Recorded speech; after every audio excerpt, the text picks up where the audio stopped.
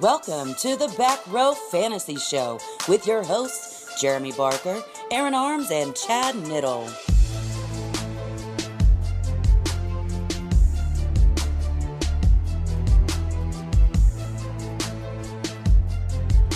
All right, welcome back to another episode of the Back Row Fantasy Show. I'm your host tonight. Oddly enough, it's Nit on the mic first. We got Arms looking me directly in the eyes over here. Good morning. And no Bark today. I know I feel so awkward. I feel like I'm cheating on him. I know no Bark. Hopefully a little bit of bite, and we can fill in these pauses, these gaps a little bit that Barker's so good at doing. I know, dude. I'm so nervous. I'm glad we're not recording with video because I'm shaking. Not gonna lie, I'm physically shaking. Being the my first time as the full-time host. Would I be the full-time host or just the? Am I the narrator? You're the first time as the host instead of just a color guy.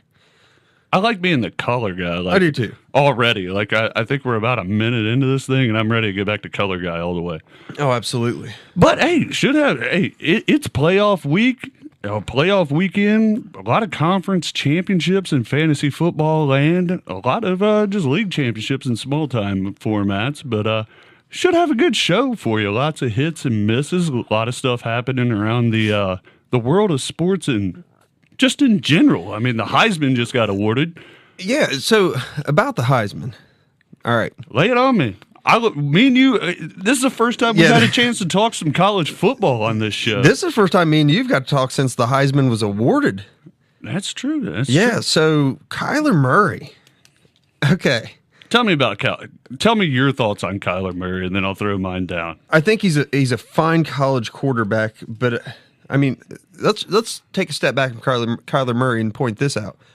Lincoln Riley, in 2 seasons as a head coach, has produced 2 Heisman Trophy winning quarterbacks.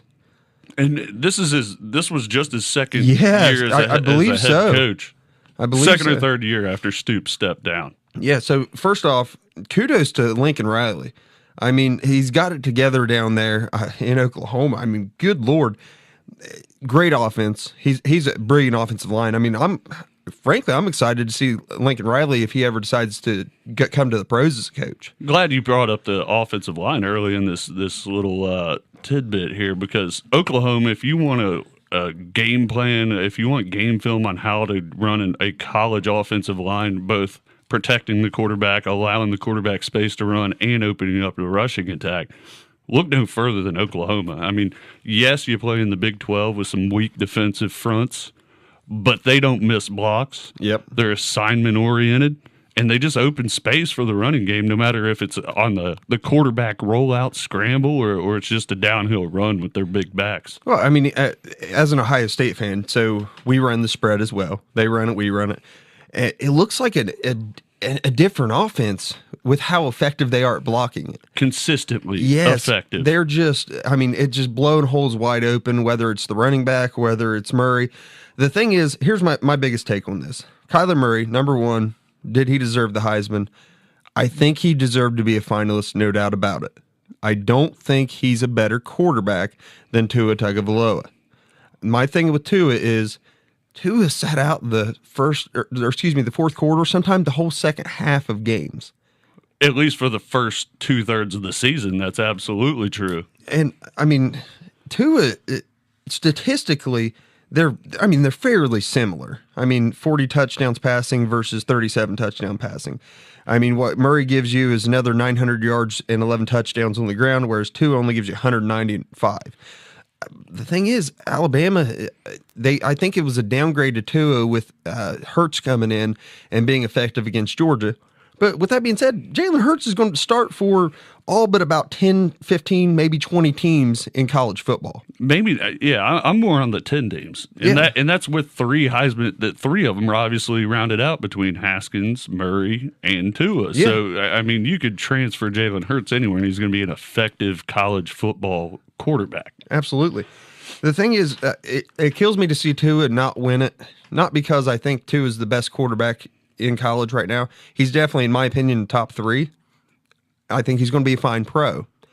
I just, it's like he got downgraded for how good the rest of Alabama was. Yeah, you take a little knock. I mean, you have is it Jeff Judy? Judy, the wide receiver there, he's just unstoppable at Alabama, was open all year long.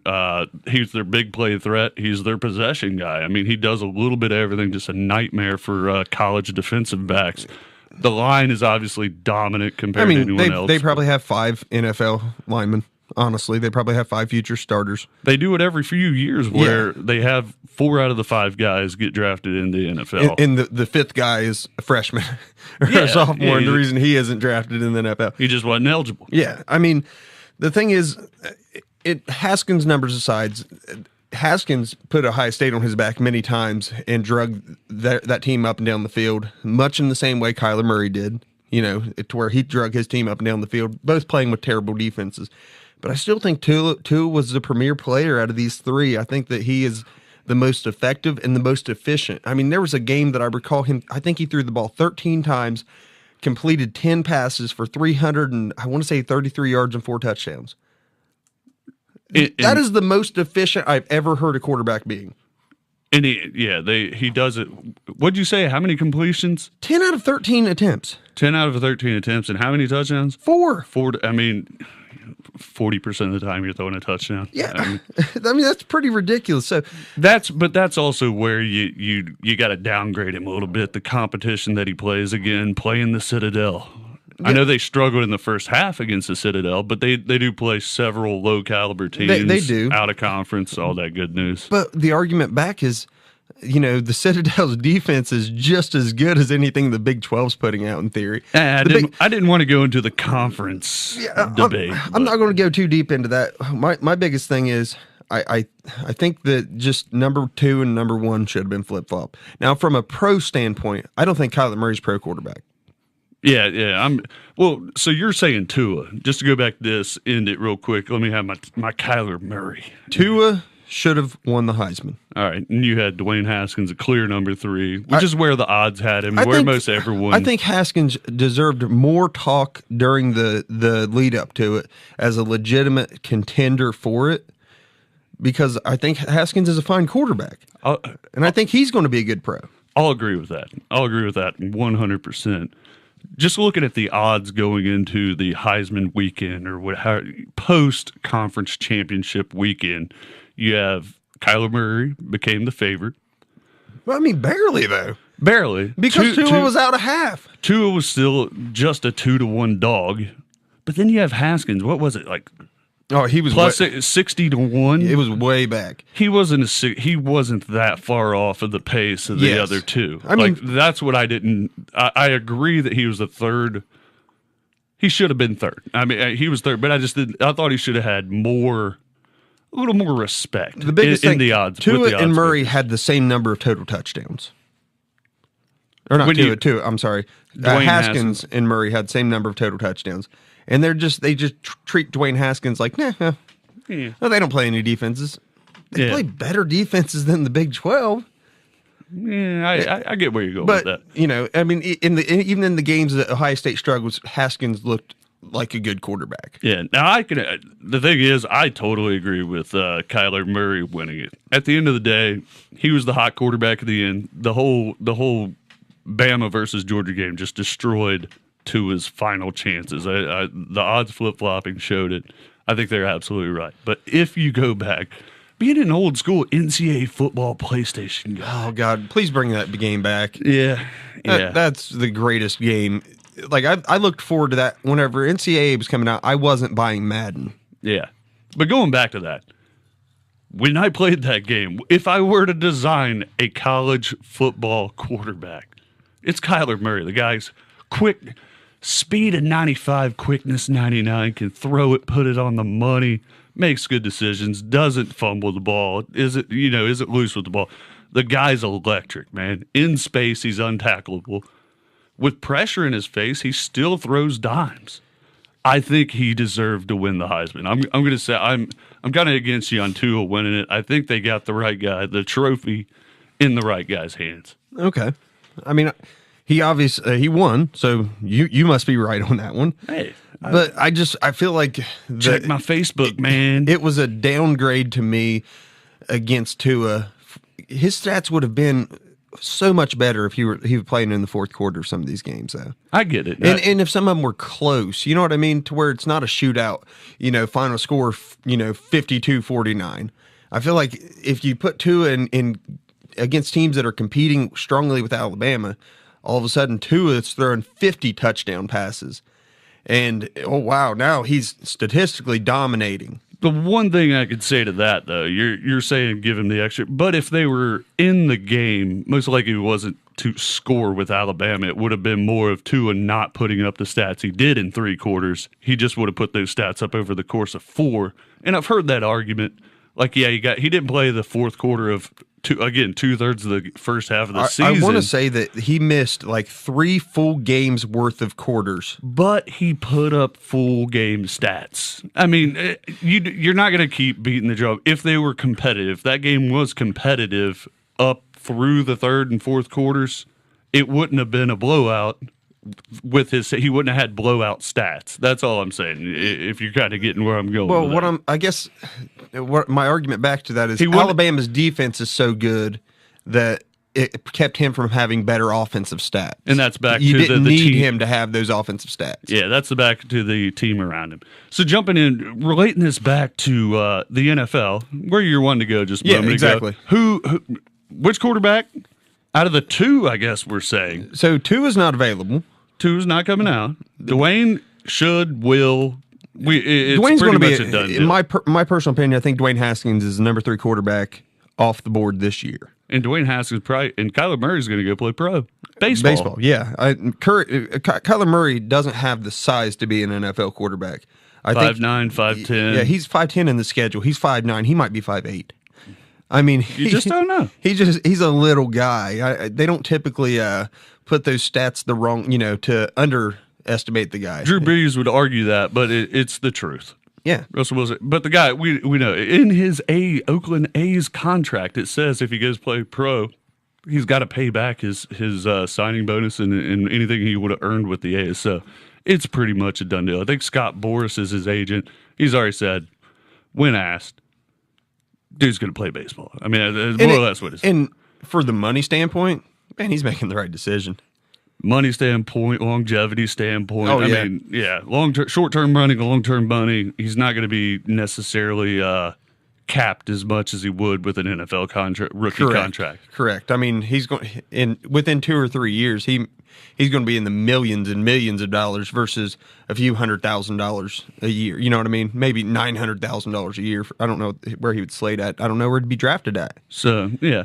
So to jump in, try to get into the fantasy football side of this, but to end it with Dwayne Haskins, you say number 3? I think he's going to be the number 3 quarterback off the board this year. Somewhere third roundish, second roundish? I think he flirts with the second round? Actually, I think he goes late first.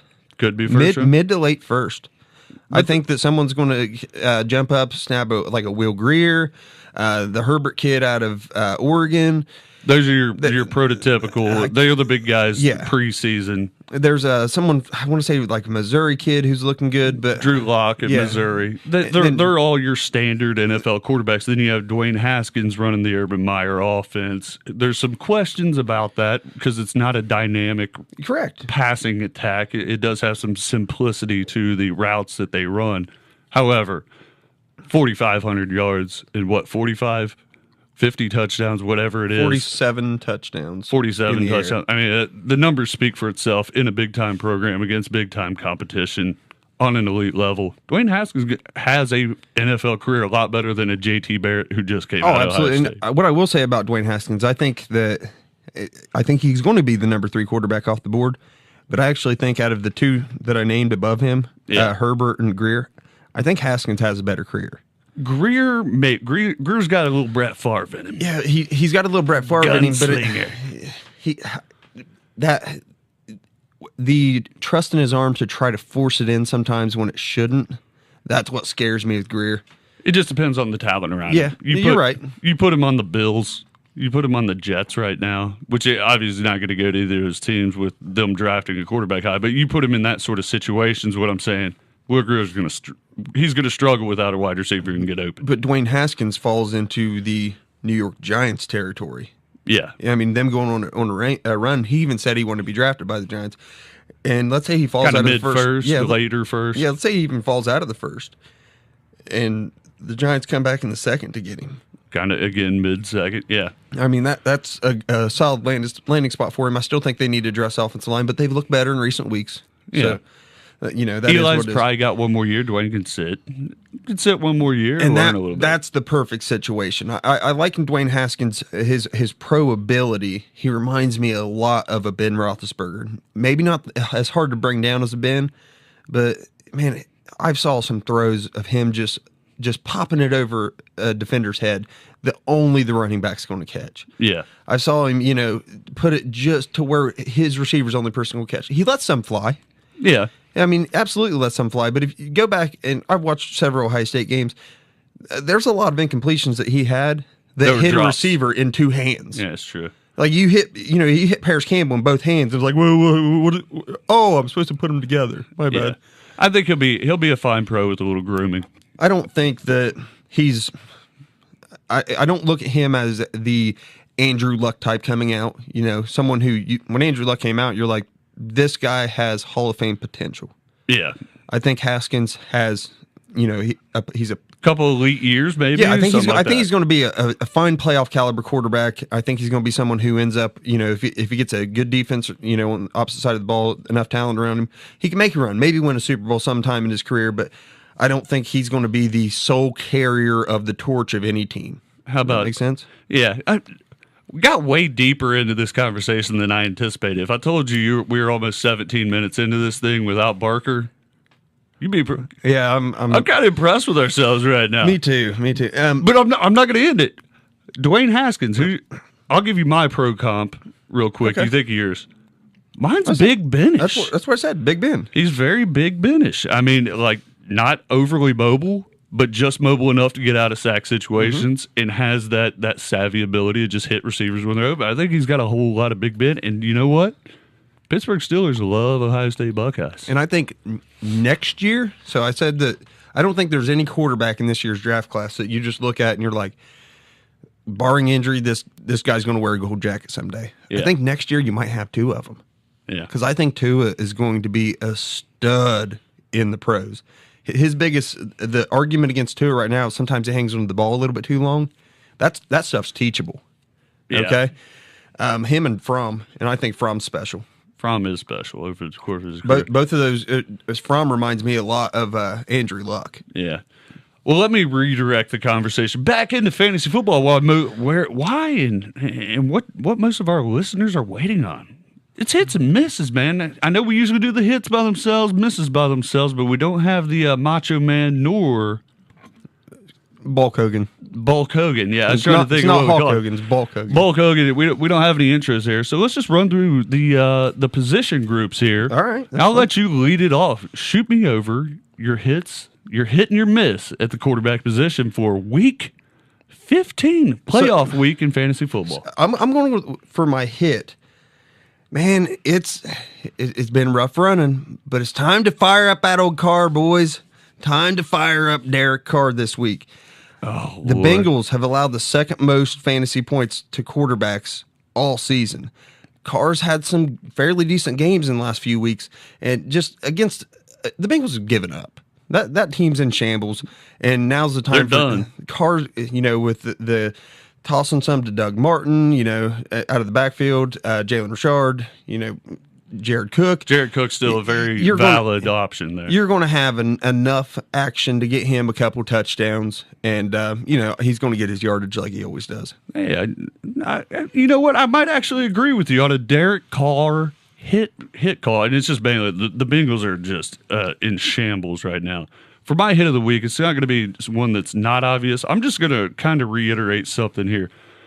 Jared Goff, just don't be scared of what happened last week in Chicago. The guy had 5 points, or in one of my leagues where I have Goff, negative points last week at the quarterback position.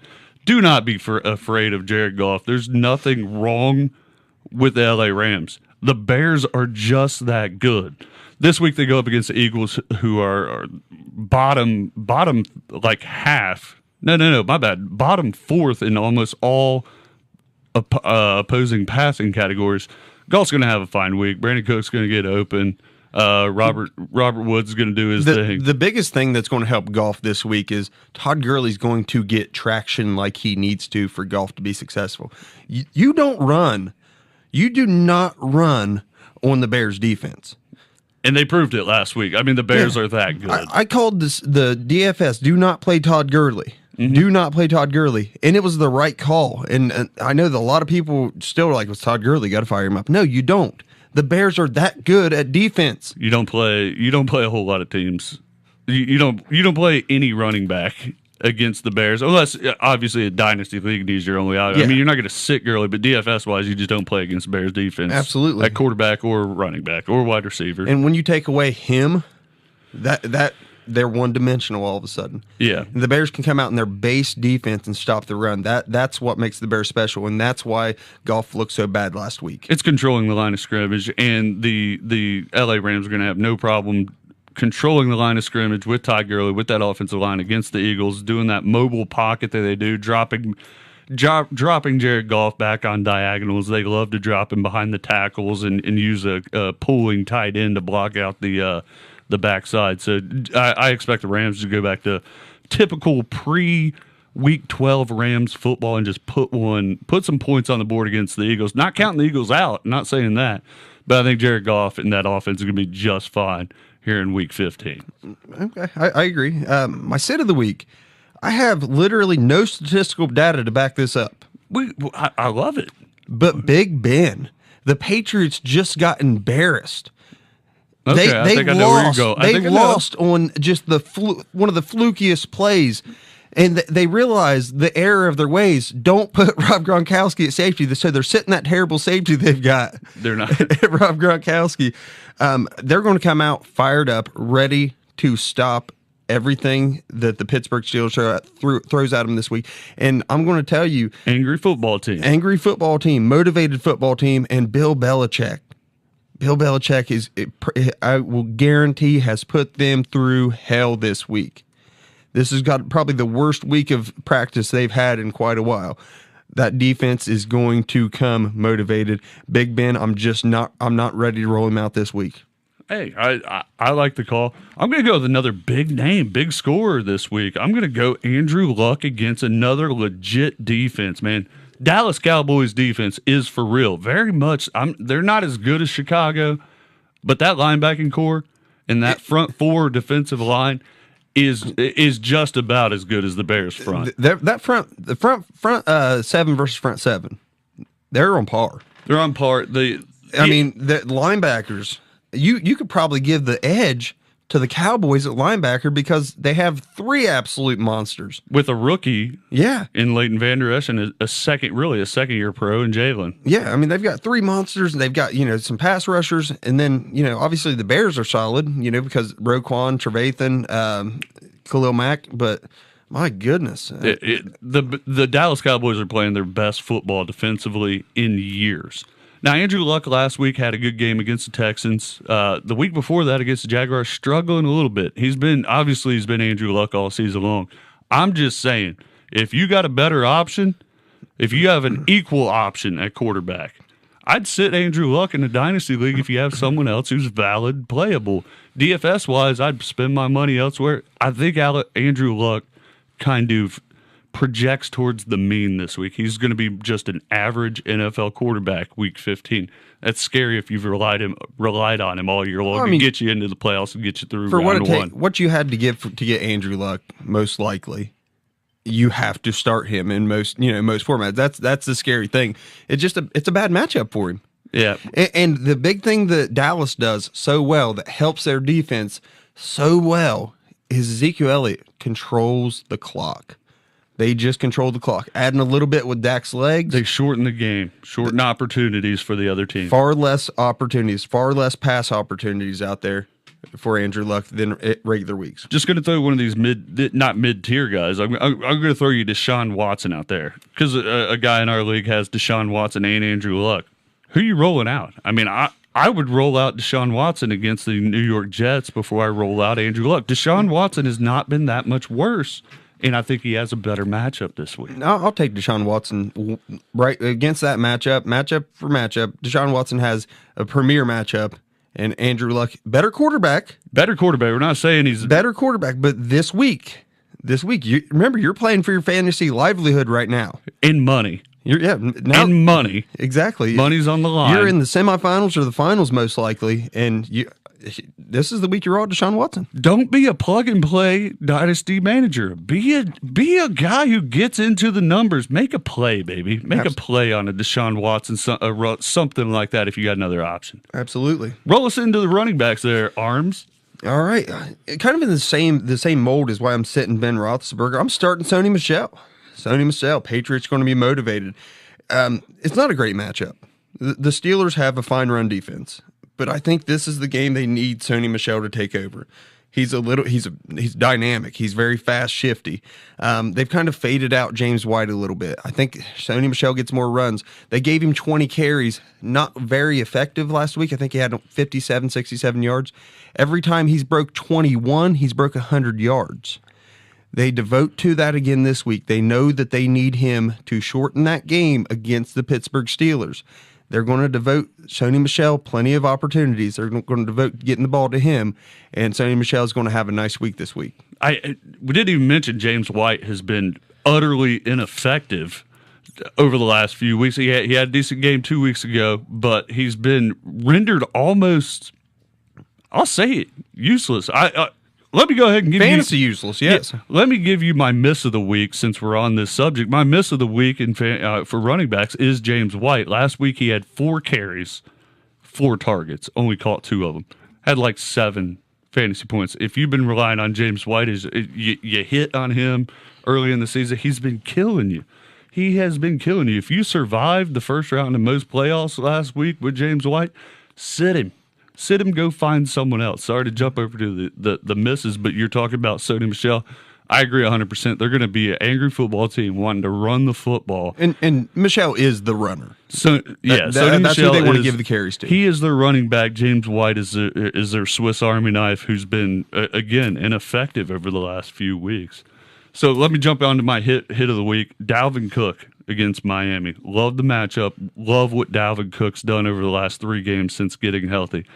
Double-digit, over 15 points in your standard PPR formats and he's getting in the end zone through the air. He's yet to get in the end zone on the ground. I think that changes this week. I think he's locked for a touchdown against Miami. And I believe Miami's bottom 3rd in rush defense and pass defense. Correct me if I'm wrong though, but didn't they fire the OC in Minnesota? Well, that's where I'm going. Okay, go ahead. That's where I'm going with this. Minnesota fired the OC who came out of Andy Reid and was on the staff for the Eagles last year. He was Andy Reid and Doug Peterson product for philosophical differences. What that says is Mike Zimmer no longer wants to throw the ball all around the field. He wants to get back to what the Vikings were doing a few years ago, running the football when they were running the football with AP. He wants to get back and get Dalvin. He sees that Dalvin is healthy, and instead of having 10, 9, 13 attempts, I expect Dalvin Cook to get a lion's share. I expect him to get somewhere around 20 touches in the rushing game, approach 100 yards. I already said a lock for a touchdown, and still catch the football. Dalvin Cook could be a top 10, if not a top 5, the guy this week. DFS play him all day long. I love Dalvin Cook in Week 15. He's going to lead somebody to a conference title in fantasy football land. And if your worry is Latavius Murray is going to leech from him, in the past 4 weeks, Latavius Murray has not broke 4 fantasy points. Since the bye, he's not broke 4 fantasy points. In one of those games, he had 11 carries. 33 yards and 11 carries. Latavius Murray had a nice 4 or 5 week stretch in the middle of the season when Dalvin was hurt. But Dalvin is back, and he's the more dynamic player. He's the more explosive player. And as Bark said earlier this year, once he gets rolling, once he gets trust in himself, top 10 running back. He's top 10 running back. I don't know if he's quite top 10, but he's going to be very effective. If he puts up another just above average game, he's going to be a top 10 running back over the last 4 weeks. I mean, the guy has been really good since getting back on track in Week 12. And again, noted the note from Mike Zimmer was philosophical differences. I translate that into I don't want to throw the ball over the field. I want to get back to Vikings football, run the ball, control the clock, let my defense set us up for a win. Play Dalvin Cook. I will give you another one. This is kind of maybe more of a desperation play. You had Kareem Hunt, or you've been rolling out James White. James Conner's hurt.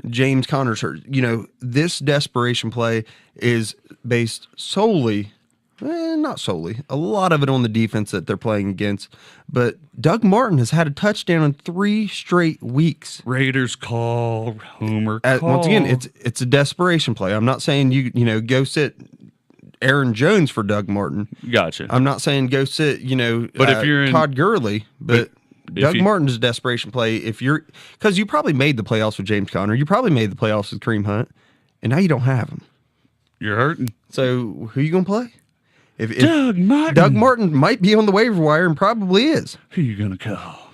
So Muscle hamster. Moving over to the sits. I already gave my sit. This is all you. Roll it out. I'm actually sitting Aaron Jones. No, I'm not going to sit him for. Just called. I'm not sitting him for Doug Martin. All right, no, roll it out. But we saw what the Bears did to Todd Gurley. Aaron Jones has been a rock solid running back for like 7-8 weeks. Man, just don't expect that to continue this week. Don't pay up for him in DFS or anything like that. Aaron Jones, it terrifies me. I'm sitting Aaron Jones for Sony Michel and their matchups. I mean, as far as rank of the rush defense, just a few rankings apart, but I'm much more comfortable with Sony Michel against the Steelers than I am Aaron Jones or any running back against the Bears for that matter. Shutting down Todd Gurley speaks for itself. Yeah. You want to lead us off on the wide receivers? You want to hit any more? That my miss again was James White. Just 6 touches last week. Stay away from James White in all formats. Yeah. So wide receivers. I've got 2 hits. One of them the Eagles allow the 3rd most fantasy points to wide receivers. Brandon Cooks is going to eat, right? Robert Woods is going to eat.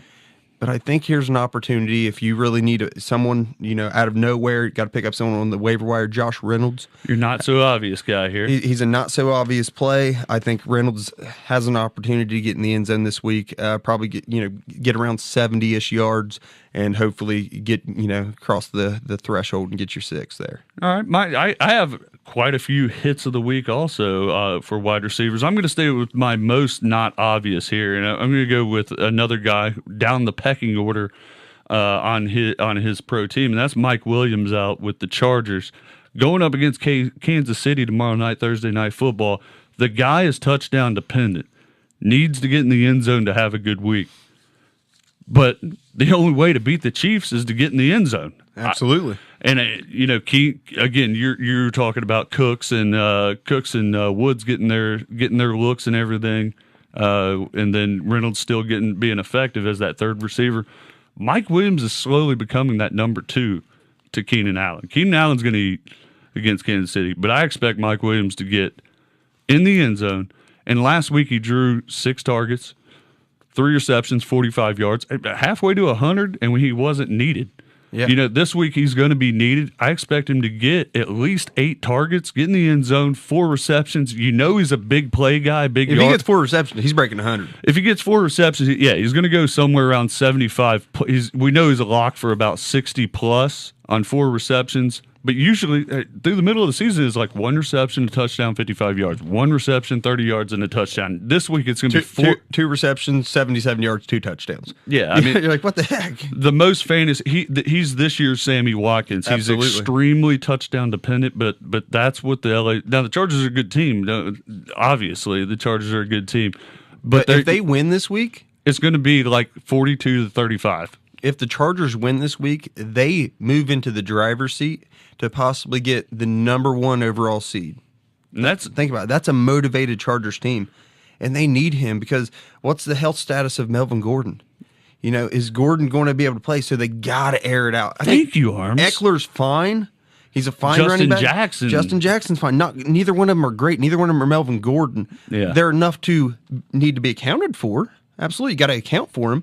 Yeah, but whenever the Chiefs are dropping 45 on you, you got to throw the ball. There's six, basically there's going to be five, six, seven's a stretch, but I mean there's going to be 5 touchdowns at least to divvy up between the Chargers offensive squad. We'll say, regardless of if Melvin Gordon plays or not. But Mike Williams is their touchdown threat on any ball thrown in the air from Phillip Rivers. And frankly, Phillip Rivers is the first time he's been in this position in his career. You bet that's one of the most competitive football players I've ever seen play the game. And he's gonna do everything he can to beat the Kansas City Chiefs for the reasons you just noted.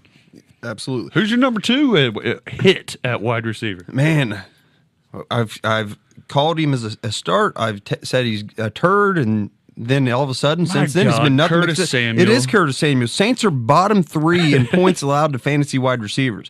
Curtis Samuel's deceptively productive. He's given you double-digit fantasy points in 7 out of 10 starts in PPR.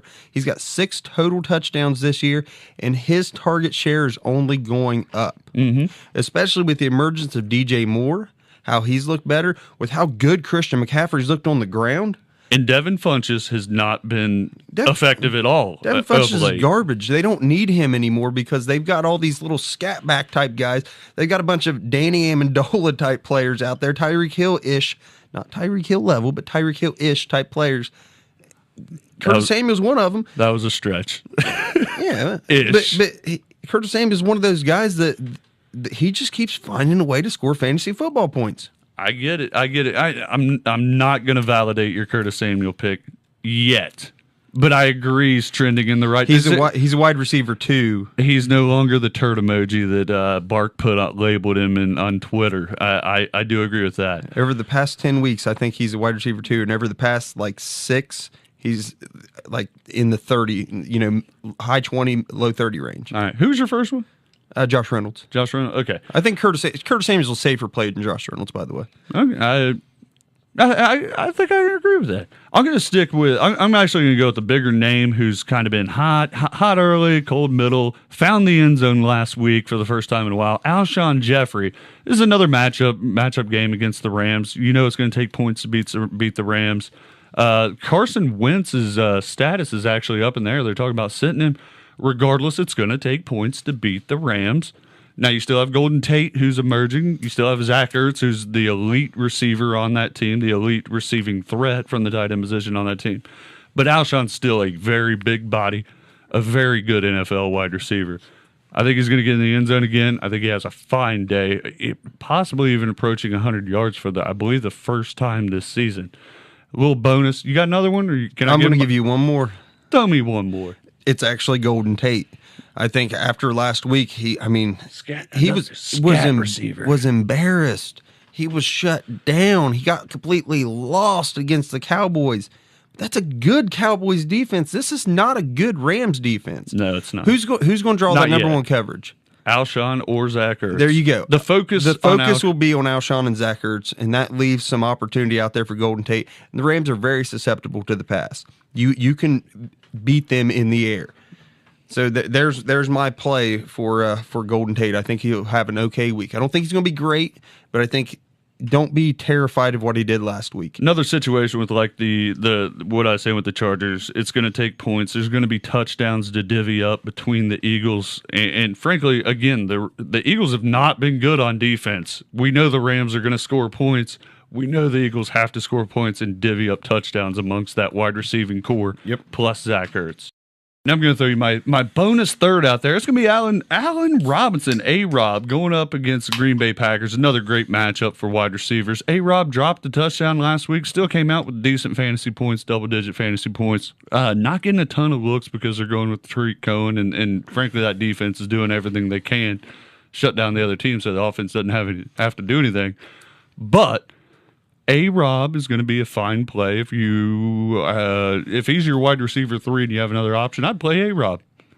See, if I was going to go on that team, maybe Taylor Gabriel. I played Taylor Gabriel last week. He didn't do anything. Yeah, okay. I just trust me on this one. It's A-Rob all the way. I'm not confident in any receiver really coming out of Chicago. That's my thing. Part of the reason defense just shuts everyone down. Exactly. But my number one reason for giving you Mike Williams, Alshon Jeffrey, and A-Rob, I'm playing Barker this week. He's not here to defend it and call me an idiot. And those are my three receivers. But I do believe, and I've already told you and showed you, they have the matchups this week to do it.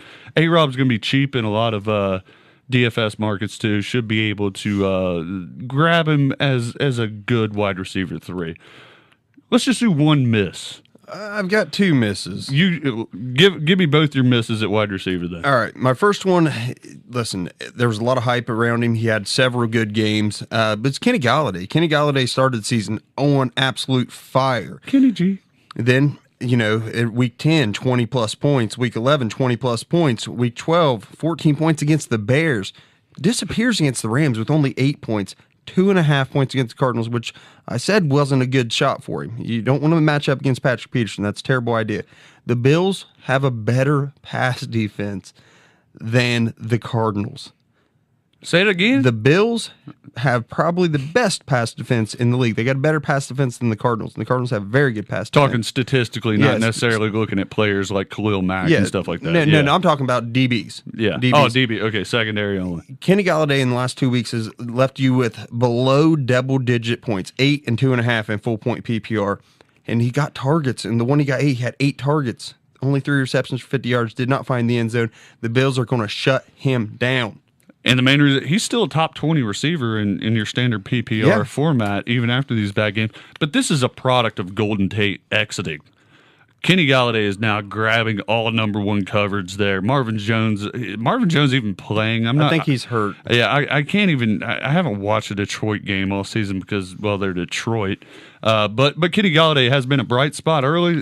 Ever since Golden Tate left, he's just been kind of lost. I mean, just that not lost. And for people like, because he's getting the targets, he's just not converting targets into receptions. And for people like Lambert, hurts. who think that Kenny Galladay is the truth, this might be the evidence that he's not. I think he'll be all right next year, but man, he needs a running mate. Yeah, he does need a running mate. In addition to him, I think this is more of a DFS play, but kind of steer away from Mike Evans. The Ravens are top 3 against the wide receiver in fantasy. Adam Humphrey's been really good. Adam Humphrey's been electric, you might say, in Tampa Bay. And he's grooving with Jameis Winston. So, man, Adam Humphries is actually a nice play, a nice hit week in, week out for a cheap DFS play if you want to go away from Mike Williams, stay on the same team. Yeah, I mean, the biggest question mark down in Tampa Bay is is the quarterback going to throw it to his team or the other team? Because they have a tendency to toss out some interceptions, and all of a sudden the game gets ugly. Gotcha. I'm going to give you my miss of the week, man. It's a big name. It goes in the top 15. Again, it's going to go back to, I'm going to Minnesota. I'm going to say stay away from Stephon Diggs. Again, I talked about Dalvin Cook and that change philosophically within that offensive, just that offensive flow is going to go through Dalvin Cook and no longer through Kirk Cousins in the passing game. Adam Thielen's still going to get his possession targets. Stephon Diggs struggled last week against Seattle, went 4 for 76, and that was with one long pass in garbage time. He was having a train wreck of a week going into the fourth quarter, an absolute train wreck. Stephon Diggs is going to be a little lost in what the Minnesota Vikings want to do in Week 15. I stay away from Stephon Diggs, and that's kind of a big one. A lot of people have him wide receiver 1 or a very good wide receiver 2 on their fantasy squad. So I'll give you some pushback on this. I mean, he had a bad knee last week. He did still come out and play. Still got 76 yards. One big play. But garbage time. I know, but man, he's really lit up some teams. He had 23 against the Bears, 21 against the Eagles, 27 against the Saints, 31 against the Bears the second time they played. Man, he's pretty darn good. Excuse me, it wasn't the Bears second time; it was Rams first time, and then 22 against the Packers. I mean, he's. And it's even a good matchup. It's one of those, like you said, with you have no statistics to back it up. It's not statistics. It's not the matchup. The Dolphins are bad, a bad secondary. it's the philosophical difference that Mike Zimmer's talking about. He wants to run the football, and I think Stephon Diggs is going to be the one who suffers, not necessarily Adam Thielen. That's where I'm going. I'll give you that. I think Adam Thielen's practically bulletproof. I would actually bet Kirk Cousins doesn't throw the ball but 20 times in this game. Gotta hope you're wrong. I have him in a key matchup in a semifinal game. All right, you ready to scour that tight end landscape? Oh God, it's tight ends. I mean, it's so rough. You just want to talk about more wide receivers? No. We'll go tight.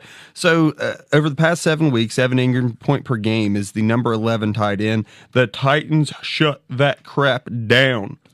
The best defense against tight end in the league. They've shut down everyone they played. They shut down Gronk. They've shut down, I believe they played Ertz, shut him down. Ingram is not better than anyone they've played. You know, from that standpoint, just avoid Evan Ingram this week. Right. And he might be, I don't care if he's free in DFS. You do not want Evan Ingram on your team.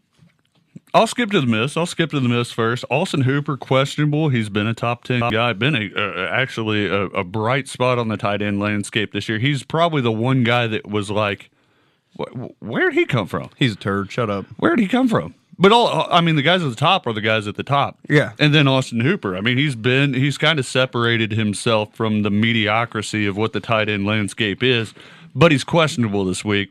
And he's kind of been downward trend. Not a great matchup against Arizona either. And that secondary is good. So I'm staying away from Austin Hooper. Even if he plays, he's going to be playing hurt, but he might not play at all. So have plans if it's a dynasty league. If you're in the dynasty playoffs and you got Austin Hooper relying on him this year, you better look at the waiver wire because he might be a game time decision. And do you want Austin Hooper going against 3 of the top 30 safeties in the league? You know, I mean, they've got 3 solid safeties. He's going to be harassed. They're going to cover him up very well. Yeah. You got a hit? I do have a hit, and sorry for flipping those. I should have started with the hit. I don't care. CJ Uzoma, he hasn't been awful. He hasn't been good, but he hasn't been awful the past 4 weeks. But the Raiders have been awful all season against the tight end. I do think Oakland wins the game against Cincinnati. I do think that, but I do think CJ Uzoma actually has a nice game against a very porous Raiders pass defense.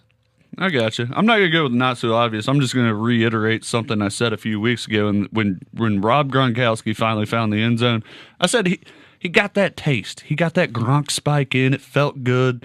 And he came out next week, kind of let me down a little bit with a decent game, but last week right back to scoring touchdowns, getting his yardage. Again, Rob Gronkowski against the Pittsburgh Steelers. It's gonna be an angry football team.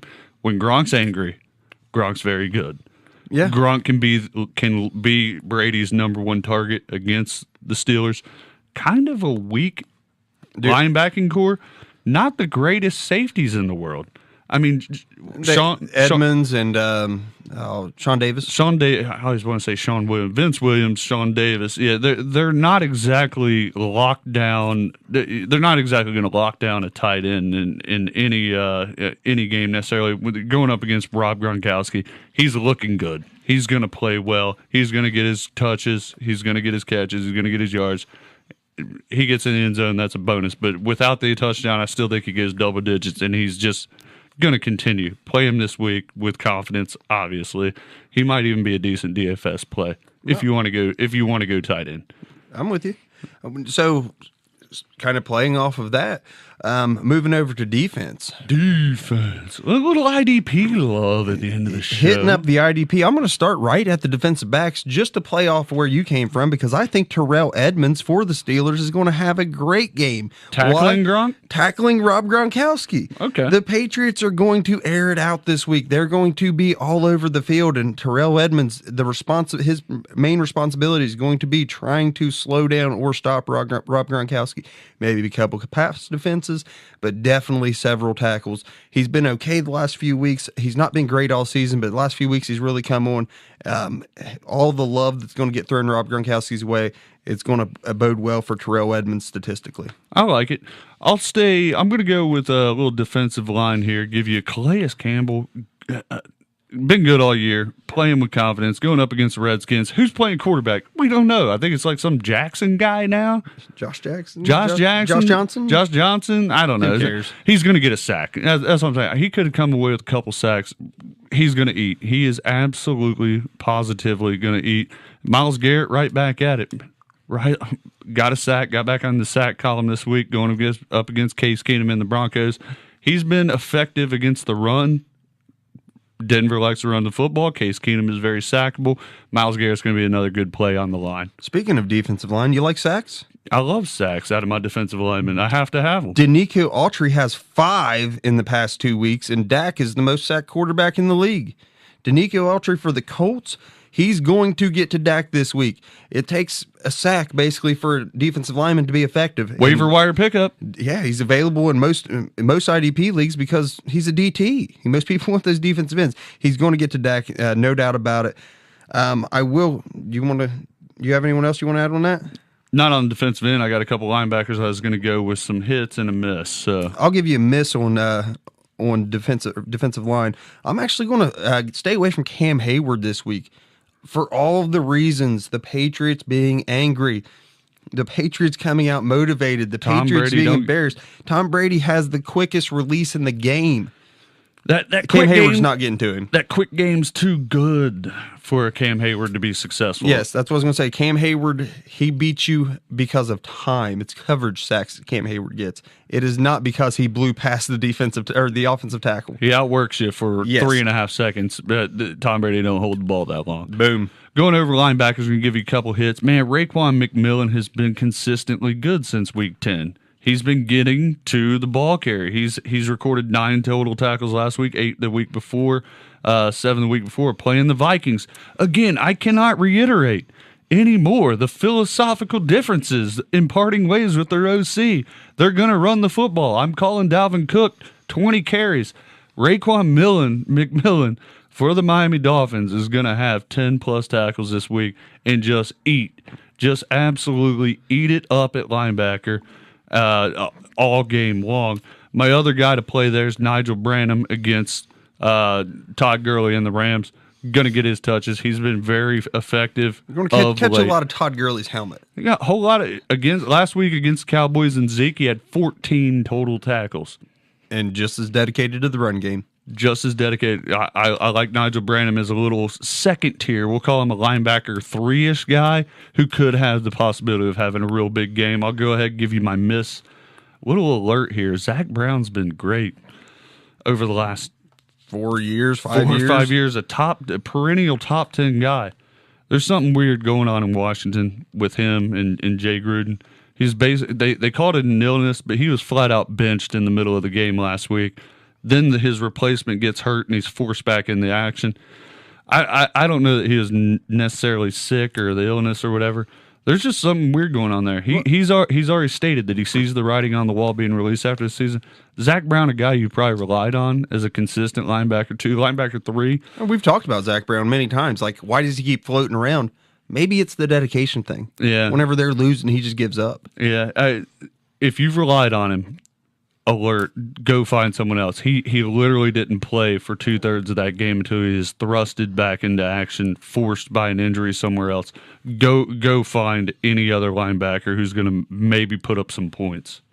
My start. So if you look at the first 8 games, this guy was god-awful. Alec Ogletree, number 41 overall linebacker for the first 8 games. Since week 8, points per game, number 3.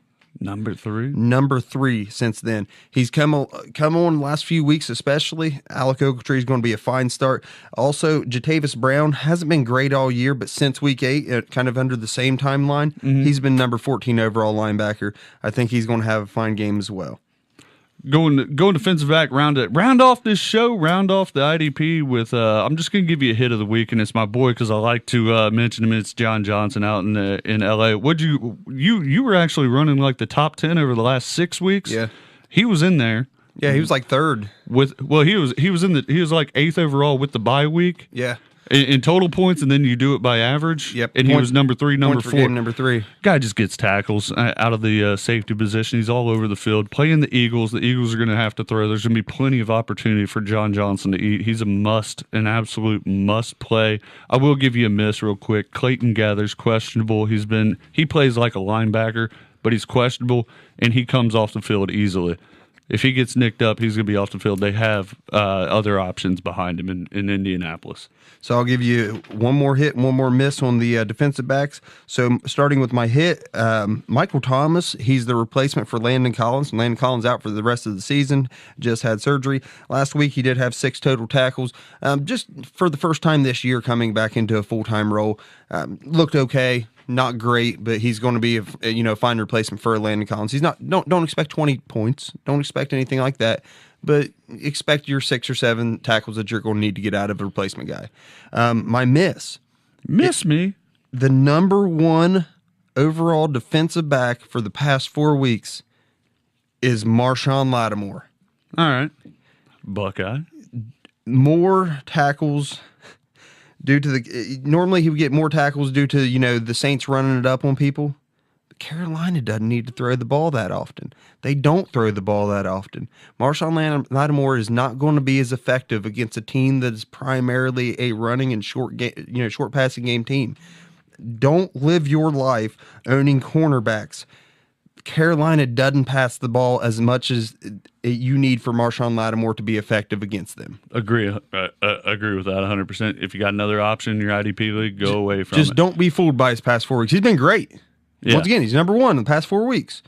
Just, this isn't the week it's going to continue. All right. Last note on DBs, I'll give you one more. Eric Berry returns tonight. My boy, old Rocky Top, Eric Berry returns tomorrow night on Thursday Night Football against San Diego. Not necessarily saying he's going to have a great game because the Chargers don't do a whole lot with the tight ends, and that's primarily what he covers. But I just love some Eric Berry. I love seeing him on the field. Hey, in IDP, all jokes aside, good and well you've got a defensive back you're ready to release. Right now might be the time to pick up Eric Berry before he takes off. 2019. Absolutely. Sleeper. Absolutely. Hey, man, we made it through an episode without Bart. It's so weird. Do you notice how we pick up the pace with IDP? It's like, scat, scat, scat, scat, scat, scat, scat. Yeah, and I feel like we talk faster without Barker. It's like we're trying to fill up the dead space that Barker normally, whenever he talks. I think we have like 2.5 minutes to an hour. You just want to kind of twiddle our thumbs, or... No. Let's just get off the air, man. We this is a solid episode, man. There was a whole lot of bite without the Bart. I was a little scared. Hopefully you guys enjoyed it. I appreciate everyone tuning in. Good night. Peace. See ya. We're out of here. This concludes another episode of the Back Row Fantasy Show. Thanks for listening, and be sure to give us a review.